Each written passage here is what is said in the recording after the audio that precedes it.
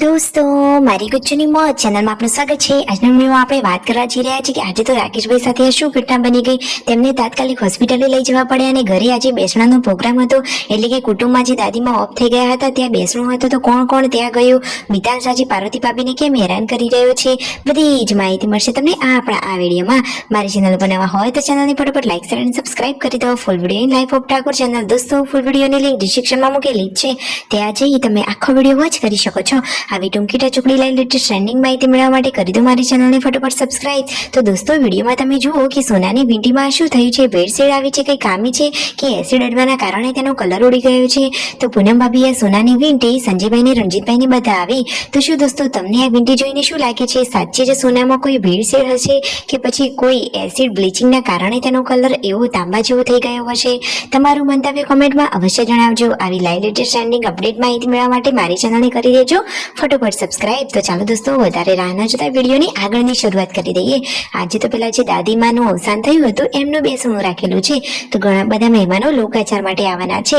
તો મહેમાનો જે દૂરથી આવ્યા હશે એમના ઘરે જમીને જશે, પરંતુ કોઈ વધારે વરસાદના કારણે રોકાયા જ નહોતા। બપોરનું જમવાનું રેડી છે, સરસ મજાના દાળ ભાત બનાવ્યા હતા, રોટલી અને ઠંડી ઠંડી છાશ। જમવા બેઠા અને અચાનક વરસાદ ચાલુ થઈ ગયો, તો જમતા જમતા ઊભા થઈ અને પહેલા કપડાના ખાટલા લેવા આવવું પડ્યું। અને અચાનક રાકેશભાઈને આજે આ શું થઈ ગયું, તેમને પેટમાં સતત અસહ્ય દુખાવો થવા લાગ્યો।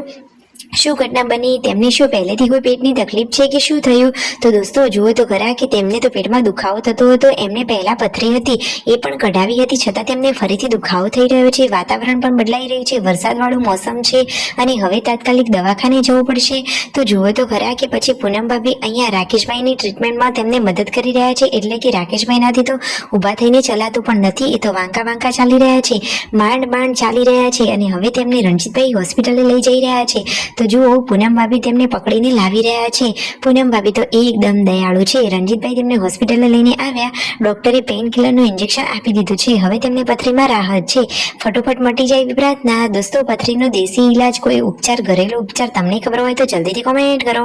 અને જુઓ, સાંજે બધા લોકો ચા નાસ્તો કરવા માટે બેસી ગયા હતા અને ચા નાસ્તો કરીને અહીંયા બેઠા બેઠા આજે બધા લોકોએ જે દાદીમાનું અવસાન થયું છે તેમને ઘણી રીતે યાદ કરી લીધા। પૂનમ ભાભી છોટુ બેબીને અહીંયા ખોળામાં લઈ તેને રમાડી રહ્યા છે, બેસી રહ્યા છે અને આ બધા જ લોકો દાદીમાની વાતોચીતો કરી રહ્યા છે કે આ દાદીમા તો બહુ જ સારા હતા, એમના ઘરે પહેલા કામ કરવા એટલે કે મજૂરી કામ કરવા પણ આવતા હતા અને પૈસાના હિસાબમાં તો એ કમ્પ્લેટ હતા, કોઈનો 1 રૂપિયો પણ વધારાનો ના લેતા।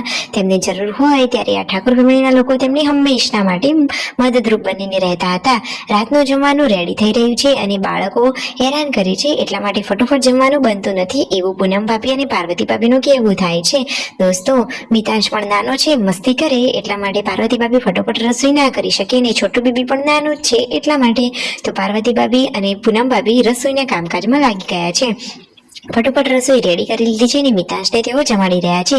રાત્રે અચાનક ફરીથી રાકેશભાઈને દુખાવો થયો તો તાત્કાલિક હોસ્પિટલે લઈ ગયા, ફટોફટ મટી જાય એવી પ્રાર્થના। સબસ્ક્રાઇબ।